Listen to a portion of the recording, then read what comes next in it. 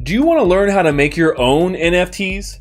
Today, I'm going to give you a step-by-step tutorial that shows you exactly how to make your own NFTs and do it for far cheaper than if you were minting on Ethereum. Are you ready?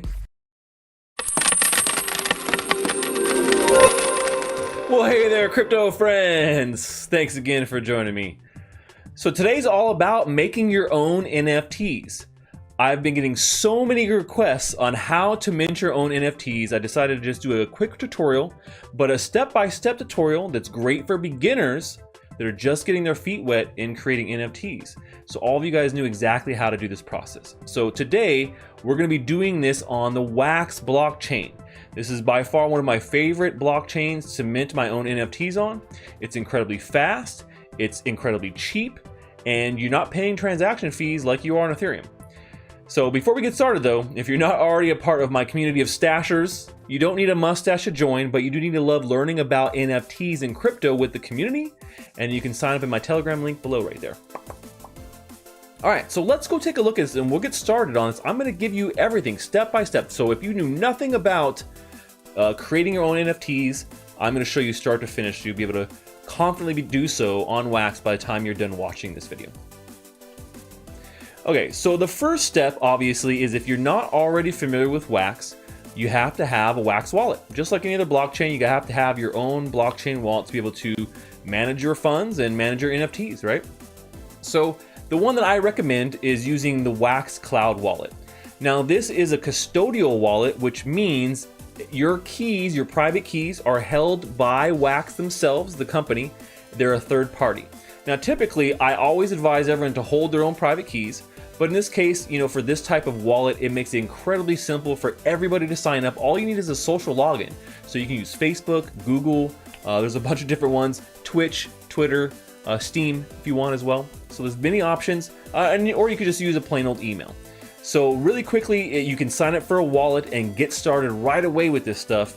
And if you're really looking to hold your own private keys, you can always message me later and I can give you a little bit of hints on how to get that up and running. So obviously, first thing, sign up for a Wax Cloud wallet. And then once you got your wallet all signed up and you're logged in, you'll see it looks something like this. So this is my wallet here, and you guys can see I'm all logged in.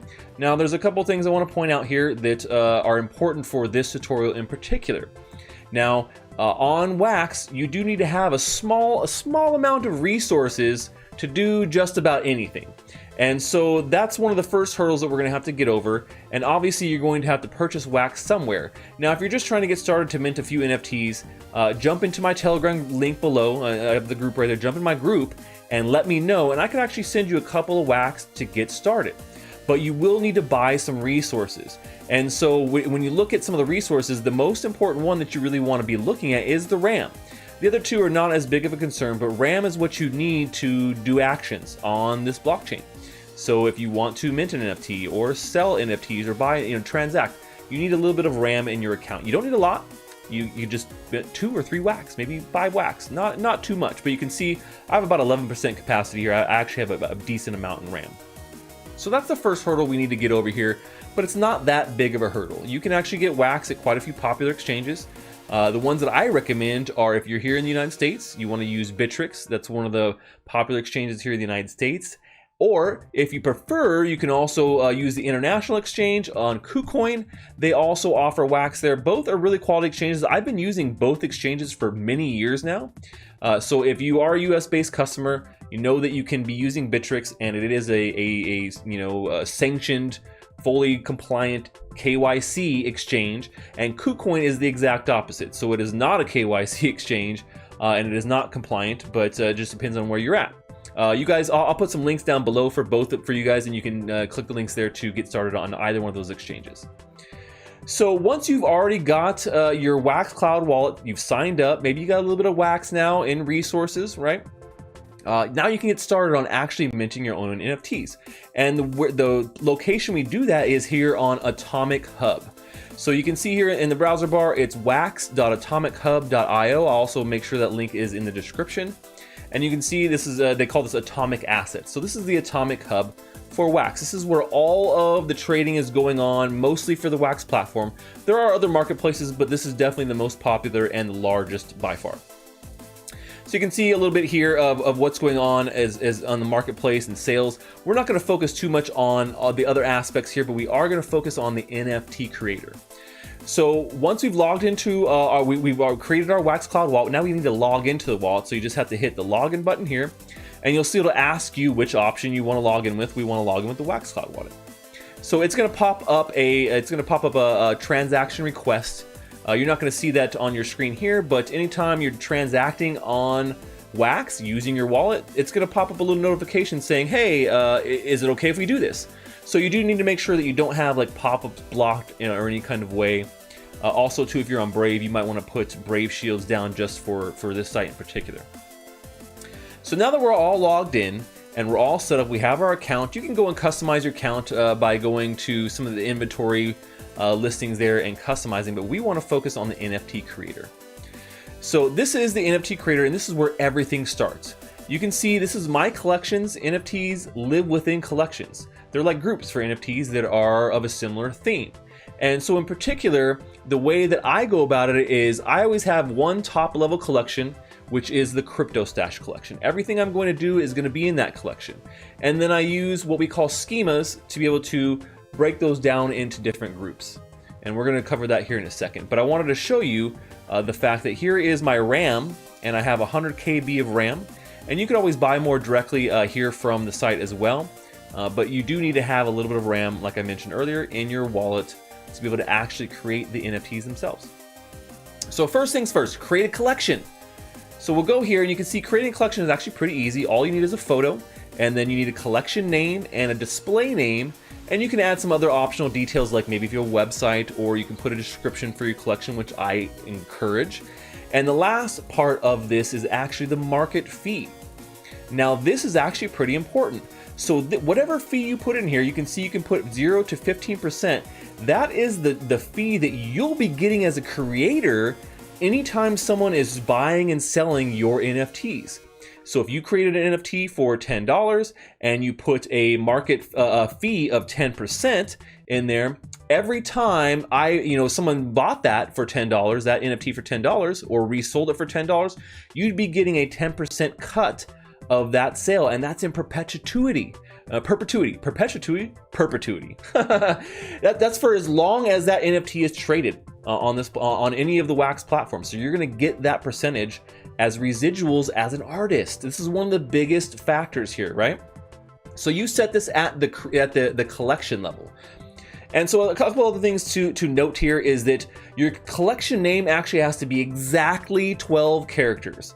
Now this is a little bit of a weird thing with the Wax blockchain in particular, but it has to be exactly 12. So you got to get a little creative there. You can use the numbers 1 through 5 and only lowercase letters as well, A through Z. So you do have to get a little creative there, but you can make the display name pretty much whatever you want. So you can have the collection name be something and the display name be exactly what it should be. So that collection name is actually really important because that is what's showing up in search results. So you must keep that in consideration. Okay, so if we've got our photo loaded up, we've got our name loaded up for our collection, our display name is set, we put in details for our website and our description, and we've set our market fee, you just go ahead and create that collection, and you'll end up with it looking just like this. So now you have your collection with the name, and we'll go ahead and view that collection. So here is my collection, the Crypto Stash collection. You can see I actually had to use crypto and then 5 for an S, because someone actually took my name, my collection name, before I got to it. Someone's camping on my Crypto Stash name. If you're out there and you're watching, please sell it back to me. So here we are in our collection, and you can see I put my website address, I have my display name, Crypto Stash, the best mustache in crypto, you know it. And my market fee I've set at 10%, so I will get 10% of all future sales of my NFTs, regardless if I'm selling them or someone else's. Now that we have our collection set, we are going to now break this down into specific groups, which we call schemas. And schemas are a way to group similar NFTs into their own little, schema. So you can see here your schema, you have a name and you have attributes. Now, unlike the collection, you don't have to do exactly 12 characters for the schema name. It can be anything as long as they're lowercase and 1 through 5. So we'll do, test schema. And then on the right hand side, you have your attributes. Now these attributes can be anything that you want them to be.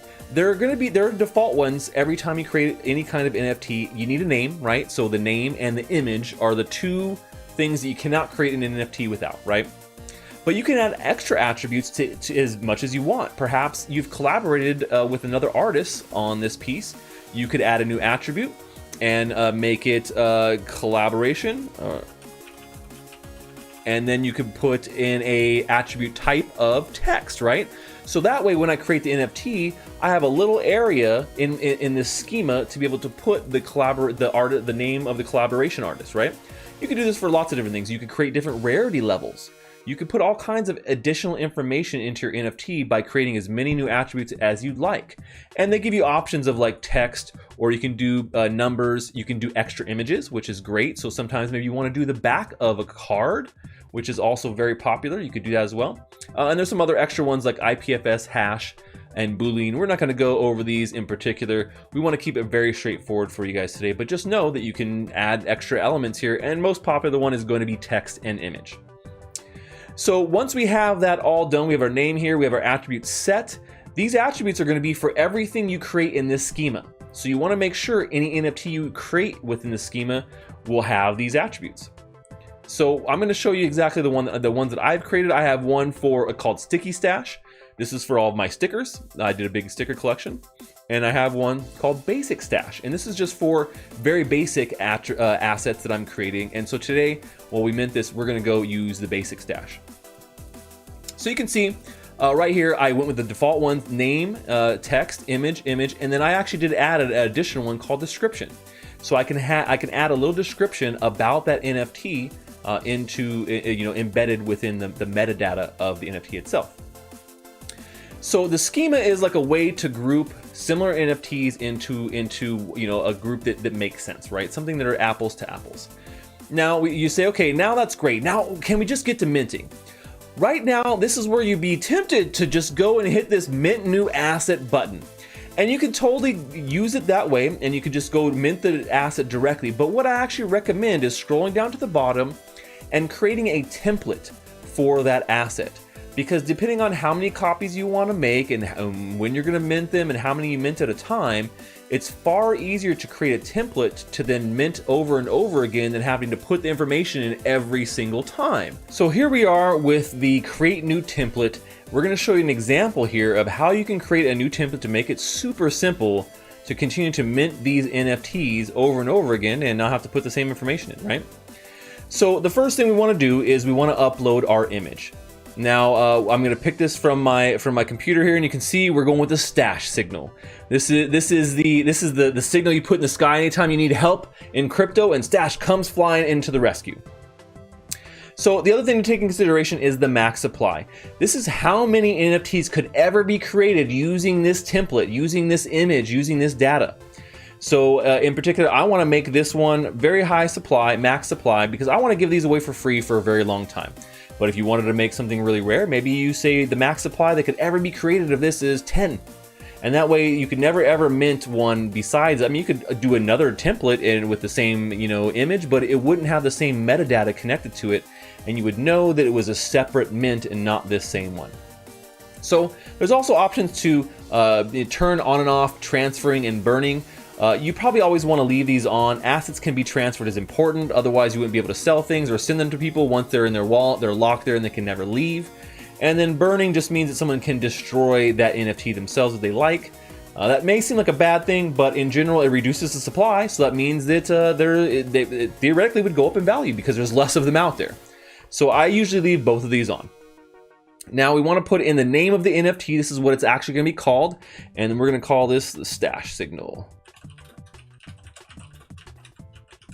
The stash signal. And then we're going to go with text like, let me see here.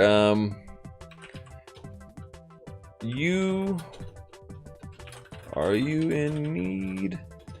Nope. Whenever you are in need of crypto help, CRY.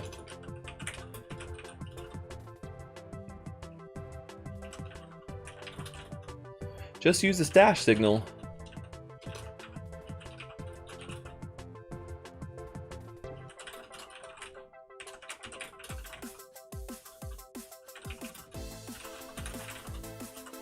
and the crypto stash himself will come to the rescue. I'm just making this stuff on the spot. This is just a fun one we're doing for this demonstration, which I'm going to give away for free, but you put that stash signal out there and you need crypto help, Stash will come and help you.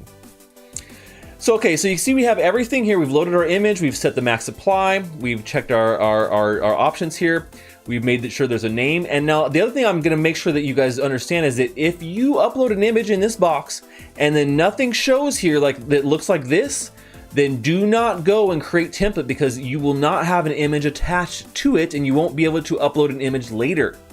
So just make sure that you see something in this box before you go ahead and create template, because I've made that mistake as a beginner on Wax before, and I still make it sometimes. I don't notice, and I'm like going through it very quickly, and I don't notice that the image did not get saved here, and this is exactly what it looks like. It's a hashed, characters for that image, right? So, all right, we're going to create that template. Here we go. Transaction is going through. This is going to hit your wallet. It's going to have you pop up. You have to confirm it. I have mine already set to auto confirm, but you will have to confirm transactions like this anytime you're creating something. So template created. So we're good to go. So we've created that template, and you can see it right here. So you can see there is the template ID with the stash signal. And now it is time to mint this asset. I know it seems like a little bit of a long process, but once you do it once or twice, and obviously once you have your collection set up in your wallet, it actually goes really fast. So here we go. This is when we're actually gonna make this magic happen. And so you can see right now, no template is selected, but I'm gonna select my template, the stash signal, and you can see the image loads, the name is here, there's the description. I don't have to keep putting this in every time I wanna mint assets, because the difference here on Wax is you mint assets at 10 at a time. And there's other ways to mint them more and more at a time, but in general, they do have a limit of how many you can mint all at once, and the number is 10 at the moment. Now, there are other ways, more advanced ways to mint a bunch on demand, or to sell a bunch in what we call a drop, and they mint on demand. So if you have a supply of 300 and people are buying them, they just mint as people buy. So we'll go over that in another more advanced tutorial here in the future. But some important pieces here in this asset creation is the asset owner. You want it to be you. You want this to go to your wallet. So make sure you're grabbing whatever your wallet name is up here in the top right corner. You can see mine is z4fos.wham, so that's what I put here. And how many copies do I want to create? Well, since we've never created this NFT before, you have to also take and consider mint numbers. So it's the first time I'm creating this NFT. So if I put 10, I'm going to mint mint number 1, mint number 2, 3, 4, 5, 6, 7, 8, 9, 10. And then we'll continue to go down the line as you mint more copies until we get to 1,500, because that is the max supply we put on this. But what's great is this allows you to control the supply, the available supply that's going out into the world or into the marketplace. And that gives you good fine control instead of just minting all of them and they're all there, and just sitting there. So for this one, we're just gonna mint 10 today. And you guys can see, create asset, it's that easy. It gives you a summary of exactly what it's gonna look like. This is what you'll see in this marketplace when you're selling it. It'll look just like this. We see that we've made it in the basic stash, and then we're using this template, and this is the result. So we're gonna confirm the transaction. This is where, once again, you're going to confirm it in your wallet with a pop-up. You'll get this transaction successful, and we have created our very first NFT here on Wax. Congratulations! I know there's quite a few steps, but like I said, once you have it all set up, it actually works pretty easy. So now you can see we've minted our asset, and here we are. Here's all the assets we just minted, and you can see you can hover over them and you can see a little bit. It does take a second for the mint number to calculate, so if you see it saying calculating, don't start to panic. It will show up in just a minute or so. It's pushing all this information to the blockchain, which actually usually happens very fast. So the calculation of mint numbers will take a second.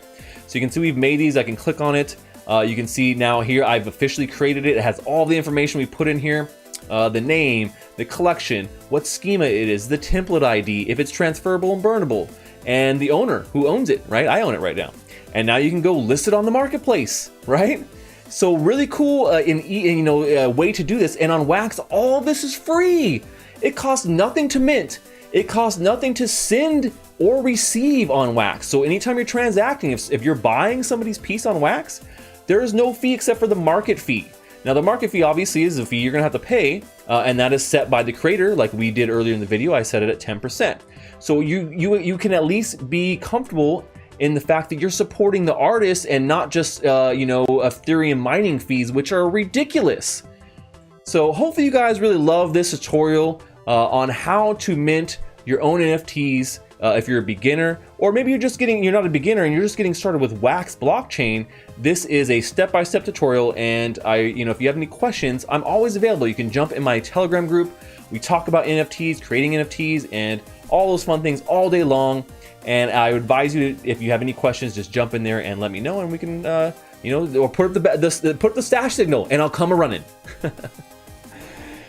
Well, that's all we have for today, folks. Until next time. Stash that crypto, friends.